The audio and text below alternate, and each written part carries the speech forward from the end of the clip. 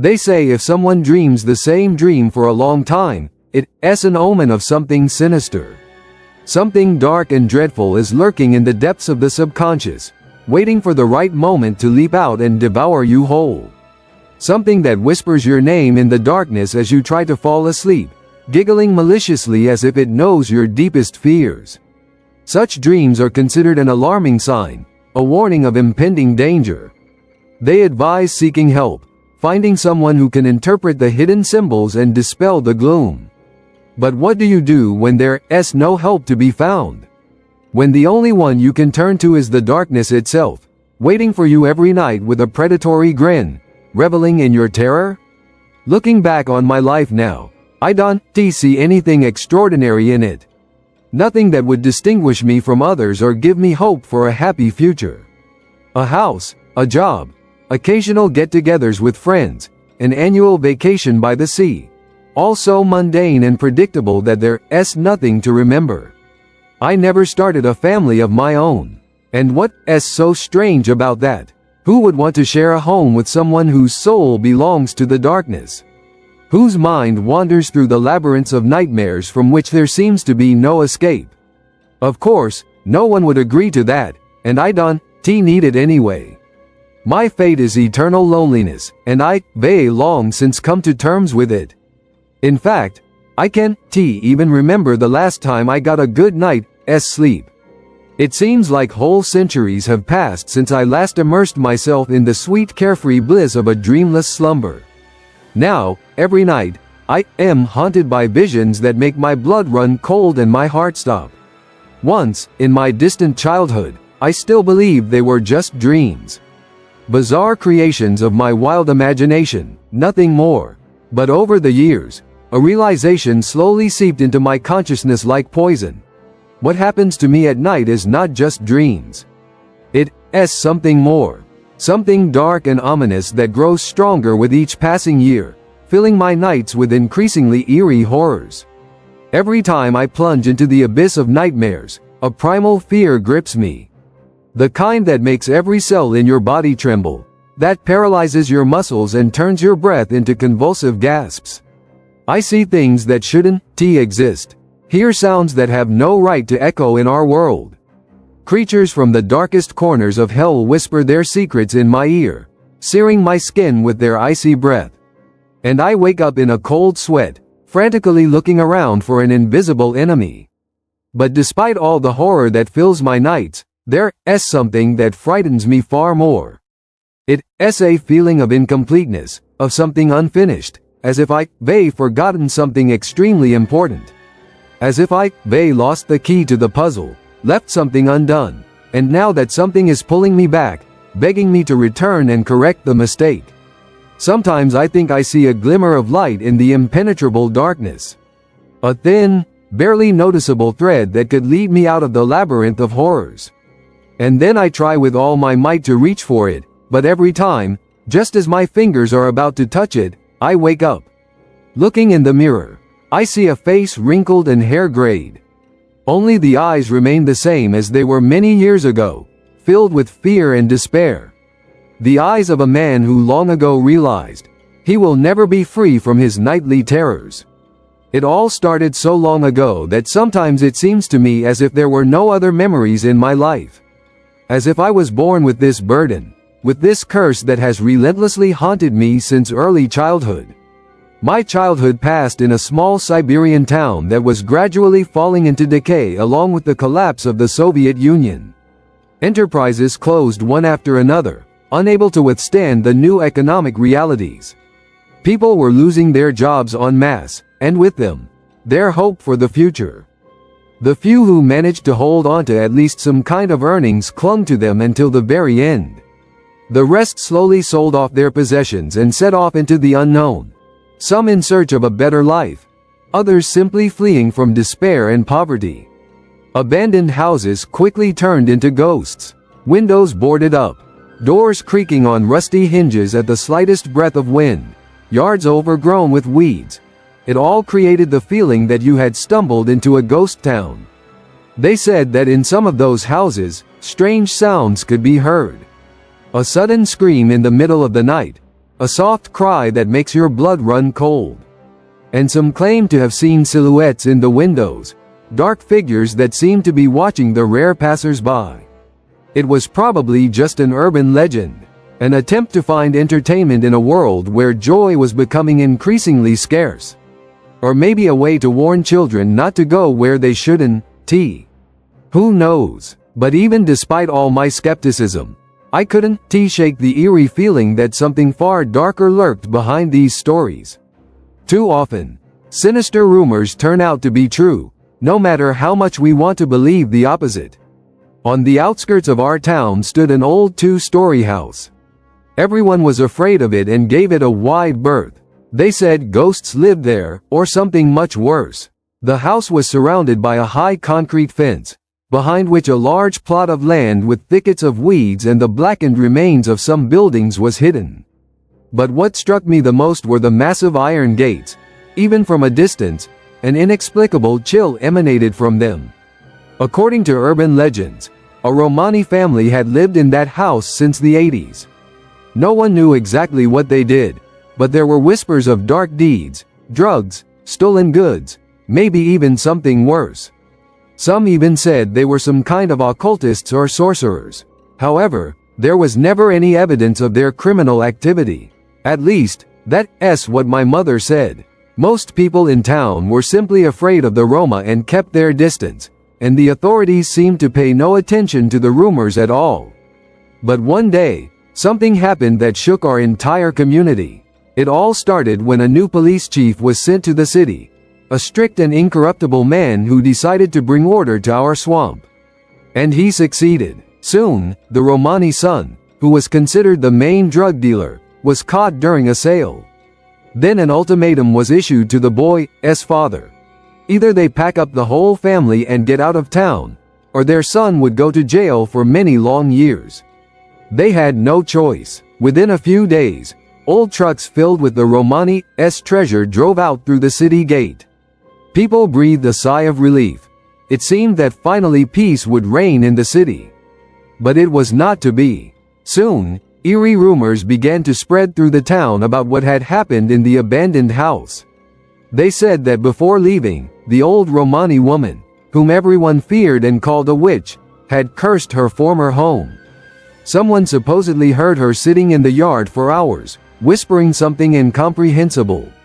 Others claimed to have seen a strange fog streaming from the windows of the house, followed by a blood-curdling scream.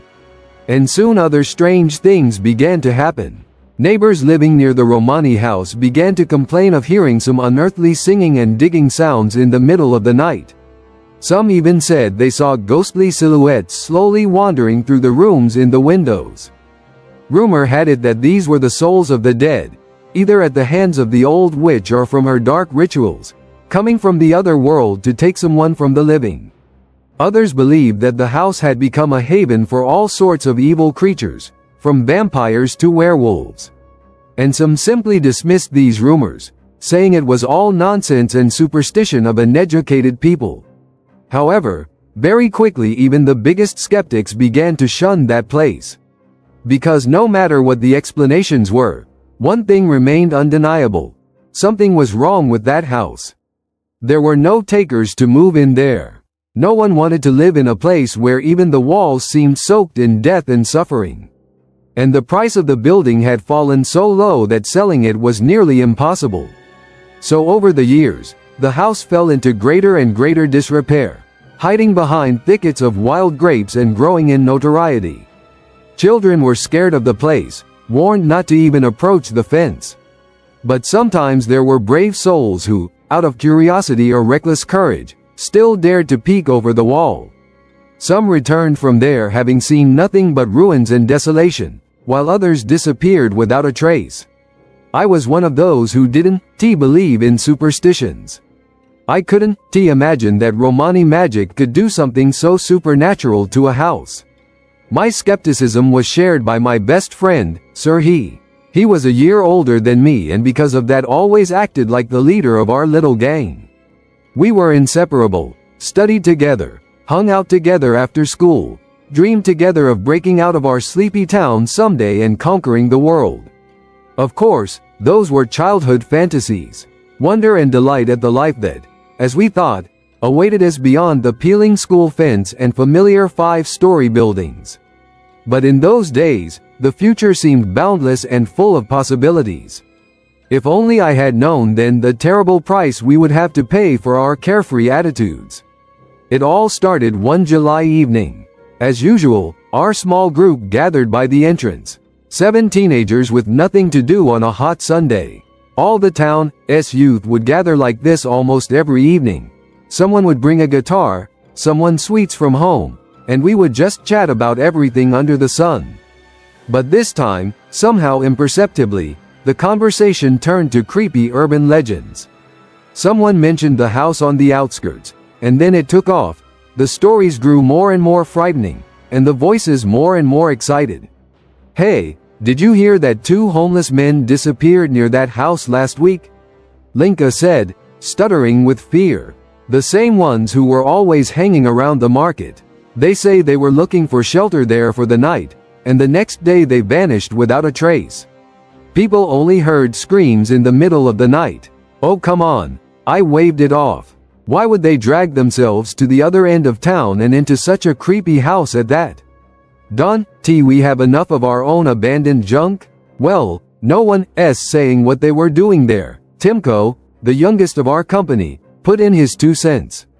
Only my granny was saying that the Romani didn't manage to take everything from the house, like they were planning to come back, but now it's no go for them.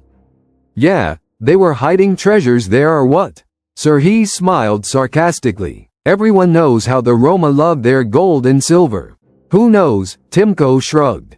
"Maybe treasures. It's not for nothing those vagrants barged in there in the middle of the night." Chatting away, we didn't even notice the sun dip below the horizon. The street lamps had already gone out, and we still couldn't come to an agreement whether there really was some treasure in the house and whether it was worth looking for. Serhiy and I walked home together, because we lived in the same entrance. And the whole way I could see that something was bothering my friend. He was very quiet and thoughtful, and right by the doors, he suddenly says, "Listen, Sonia, what if there really is something there? Imagine how we live if we found those treasures. Finally get out of this swamp, see the world. Not like our parents, scraping by on pennies their whole lives with no end in sight." "Calm down, don't even think about it," I exclaimed, not knowing why myself. During the day it's one thing, but at night that house is off limits. Have you forgotten what people say about it? I don't want to play hide and seek with ghosts. But Serhiy seemed not to hear me at all. He kept talking and talking, painting our bright future that supposedly awaited us behind the doors of that infamous house. "But we'll just take a peek," he assured me. "We won't even go in if it's scary. But we have to at least check." In the end, somehow, he did convince me. That was my fatal mistake. If I had shown some backbone then and refused, all the subsequent horror could have been avoided. But I gave in to the persuasion. Armed with only a flashlight and a few empty backpacks for the loot, we set off for the other end of town. As I walked, I couldn't shake the oppressive feeling that it wasn't too late to turn back. But childish curiosity and thirst for adventure won out over common sense. While we wound through the dark alleys, I still held out hope that Serhiy would change his mind. That he would finally realize the absurdity of this venture. But he strode forward so confidently, as if he truly believed success awaited us. And finally, the high fence loomed before us. Behind it crouched that house. In the dim light of the only street lamp, it looked like a snake just waiting to snatch an unwary traveler. We approached the gate, and suddenly an icy gust blew over me. I actually shuddered, not understanding where this chill had come from in the middle of a July night. I glanced at Serhiy. Had he felt the same thing? But my friend was already pushing on the gate, trying to open it. Surprisingly, though they looked like they were locked up tight, they yielded remarkably easily. "See, they let us in even without a key," Serhiy joked, sensing my confusion. "Come on, don't fall behind." I looked around one more time, as if hoping to see something that would allow me to change my mind. But the dark street was empty, not a soul besides Sirhi and me. So, taking a deep breath, I stepped over the threshold. The courtyard behind the fence turned out to be surprisingly large. In the light of our flashlights, we saw some ruins, the remains of outbuildings overgrown with weeds. And behind them towered that same nightmarish house. Even up close, it didn't lose its sinister aura. On the contrary, it seemed to thicken, like a predator ready to pounce. We approached the doors, massive, covered with rusty iron stripes. Next to them hung a huge antique lock that resembled the skull of some monster. "Wow, I guess our witch didn't want to let guests in," Sirhi joked, but his laughter sounded somehow hollow and uncertain, as if stifled by fear. He pulled on the door, locked. But that didn't stop my friend. Illuminating the way with his flashlight, he set off along the wall, looking for another entrance. And I stood by the doors, not daring to take a step. Because at that very moment, I thought I heard a voice. A barely perceptible whisper on the edge of consciousness. It begged me to run away from here as fast as possible. I couldn't make out the words, but the intonation was filled with such despair, such longing, that it made me shudder. Who was calling out to me? And why now, when it was too late to retreat? "Sirhi, do you hear something?" I called out in the direction my companion had gone. "What is it? You mean the rats?" His voice came from somewhere to the side. "Been there, done that, searched all the holes." He didn't hear it. Of course he didn't because this plea, this begging sounded in my head. And something told me I should listen. But before I could do anything, there was a cracking of plywood and Sirhi's voice. "Here, I found it. The window's open. Climb on in." I hesitated only for a moment. The voice in my head screamed even more desperately, as if with its last strength. But I had already stepped into the darkness after Sirhi. We found ourselves in a spacious room. In the light of our flashlights, dust rose. Apparently no human foot had trodden here since the last inhabitants had left. Old floorboards creaked underfoot, and paint peeled from the walls. Strangely, what from the outside seemed almost a palace, inside resembled an ordinary dilapidated house. "Hey, look over here," Sirhi whispered somewhere to the side. "There's another room here." And he disappeared through the doors on the left. I, still clutching the flashlight in my hands, followed him. Behind the doors was a long corridor. Boarded up doors stretched on either side, probably once the residents' rooms. But something made me forget about them and keep walking forward. Because at the end of the corridor I saw something incredible. Something that didn't make sense and made my blood run cold. Huge double doors opened into a spacious hall. It was so big that it seemed to reach the size of the entire house. And it was illuminated by moonlight streaming through tall lancet windows. There was no way this could fit inside a small two-story house. Simply impossible, but it was here, luxurious and dreadful at the same time. The floor was covered with patterned carpets that had long since lost their color. On the walls hung tapestries depicting scenes of some ancient battles. And in the center, in the middle of the hall, stood a long table covered with a dirty tablecloth. I stood rooted to the spot, unable to believe my eyes. But Sirhi, it seemed, was not at all surprised. "What's more?" A look of delight flashed across his face. "You feel that? Smells like antiquity and wealth. There's gotta be a stash somewhere here, you LLC." With those words, he rushed to one of the walls, illuminating it with his flashlight. And I remained standing in the middle of the room, trying to overcome the fear that had twisted my guts into a tight knot. Suddenly, in the dead silence, a bell rang out. I nearly jumped out of my skin, looking around for the source of the sound. It turned out to be an antique floor clock hidden in the corner. Its face barely gleamed through a thick layer of dust, and the figures on it depicted some eerie dance. Sirhi stood by the clock, frozen with outstretched hand. He was obviously going to touch it, but the chime made him recoil. But a moment later, my friend had already recovered. "Look at that. What an antique," he exclaimed, examining the clock from all sides. "Some collector will definitely snap up this junk."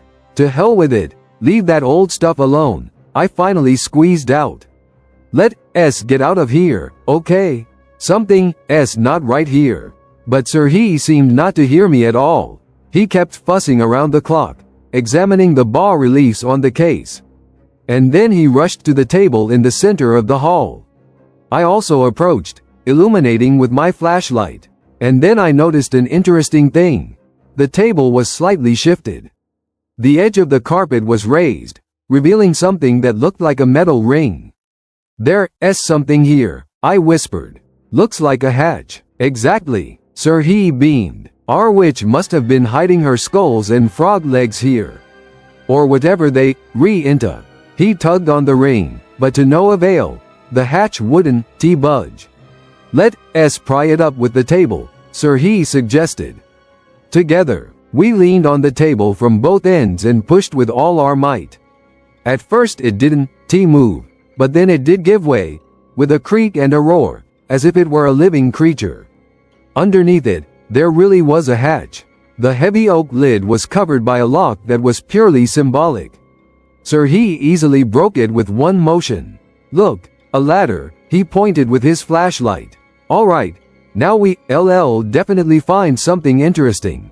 I silently shone into the darkness of the pit. Wooden steps led somewhere down, into total darkness. It was frightening to even imagine what could be hiding there. My inner voice was screaming frantically now. It seemed as if someone was yelling right in my ear, "Run! Save yourself! This is your last chance!" But Sir He had already stepped onto the stairs. They creaked and groaned ominously under his weight, but he kept going, illuminating the way with his flashlight. "Come on, hurry up," he threw over his shoulder. "What if someone notices the light and comes barging in here? And we haven't even started looking yet." I stood on the top step, unable to move. Fear had paralyzed me, encased my entire body in an icy shell. But staying alone in the eerie hall was beyond my strength as well. So, taking a deep breath, I stepped onto the stairs and began to descend cautiously. It was pitch black down below. The flashlights barely dispersed the darkness. It seemed thick as tar here, so thick you could cut it with a knife. And with each step it got worse and worse. But I walked on, despite the fear that had twisted my insides into a tight knot. Because somewhere out there, in this cursed hole, was my best friend. And I had to find him. I don't know how much time passed. In the darkness it lost all meaning. I just trudged forward, barely conscious from fear. And suddenly I heard a voice. It sounded like Sir He's, but strange, as if from far away, from under a layer of water. And in it were notes of frantic pain and despair. "Sonia, Sonia, help me. It's pulling me." And then that voice changed. Now it sounded more like the gurgle of a dying man with blood bubbling in his throat. And it came from somewhere in the bowels of the earth, as if something was dragging Sir He down, into the abyss. I screamed, yelled like a madman, rushing toward the sound. The flashlight jumped in my trembling hand, snatching eerie details out of the darkness. Here was something that looked like a handprint, only with 6 fingers. Here were scratches on the wall, deep, as if from the claws of some monster. And here, the beam snatched a face out of the darkness. It was right in front of me, pale, twisted with horror, eyes wide open. And those eyes were looking right at me. I screamed so that I was instantly hoarse. Because that face belonged to a dead man. It was covered in spots of putrefaction, with shriveled skin and sunken eye sockets. And it was adorned with a terrifying grin. A toothless, ravenous maw that seemed to say, "You, next." The rest I remember as if in a fog. I think I started running. I heard the wails of monstrous creatures behind me, felt their hungry breath on me. I wound through passages, stumbled, fell, and they were everywhere, in front, behind, on either side. Somehow I did find the way out of that accursed labyrinth. I made it upstairs, to the hall with the moonlight. From there, to the courtyard, to the gate. I didn't look back again. I just ran, out of my mind. As if in a fever, I hurried away from the horror that had taken my best friend. And which now, I was certain, would hunt me. Only when my feet brought me to the doorstep of my own house did I finally catch my breath. Bursting into the apartment, I locked all the locks, shut the windows. And I huddled in the farthest corner, trembling all over. That's how my parents found me in the morning, pale, disheveled, with crazed eyes. The police combed the city for several days, but they never found a single trace of Sirhi, as if my friend had never existed, vanished into thin air, like a ghost. And that cursed house, when they finally searched it, they found nothing. No hall, no hatch, only ruins and mold, as if I had imagined it all in a feverish delirium. But I know the truth, because many years have passed since then, but the story won't let go. Every night it appears in my dreams, reminding me of my great guilt.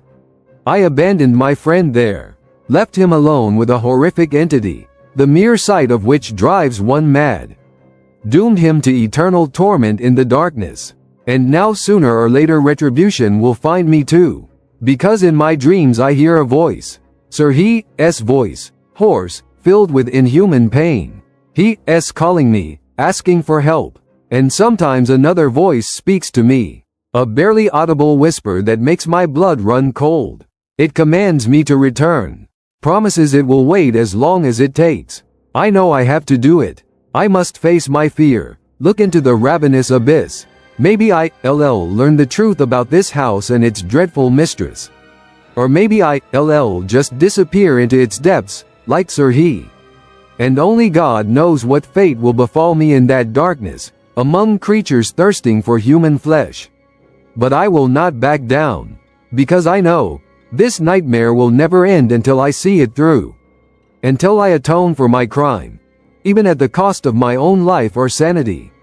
My friend, I am coming to you, even if into the darkness. Well, friends, that concludes our horror portion today. But remember, the darkness is always around, and it is waiting for its time to remind you again. If you enjoyed tickling your nerves and dive into the world of mystery and mysticism, do not forget to put a like, comment and, of course, subscribe to the channel.